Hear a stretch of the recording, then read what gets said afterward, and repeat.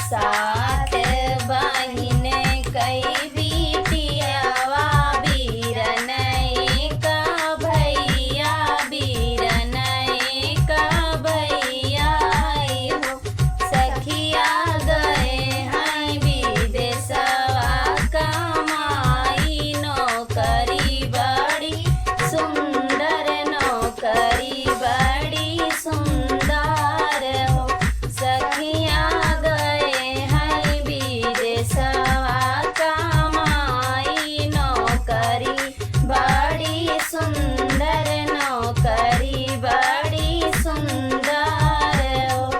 बरहे बारिश भैया आई बहिन देश उतर गई बहिन देश उतर आई हो सखिया गड़वा पकड़ी बहिनी रोवई दया किया नावरी चुवैया किया नाया सुचुवई हो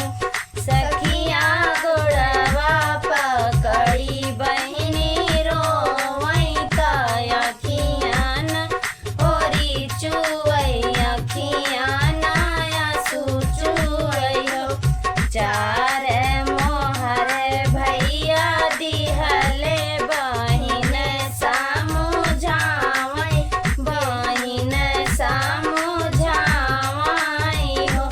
बहिनी अब जिन रोइयू धोइयू आंसुया जिनगी राइयू हो बहिनी अब जिन रोइयू धोइयू आंसुया जिनगी राइयू हो इतनी वचन सुनी बहिनी तमनवा विचार करई मनवा विचार करई हो इतनी वचन सुनई बहिनी तमनवा विचार करई मनवा विचार करई हो सखिया बहिनी के बसी गाए पाप बीरन मारी डूबई बीरन मारी डूबई हो सखिया बहिनी के बसी गाए पाप बीरन मारी डूबई बीरन मारी डूबई हो तुही मोरे जेठाऊ से जेठाऊ तुही नसीरी साहेब तुही नसीरी साहेब हो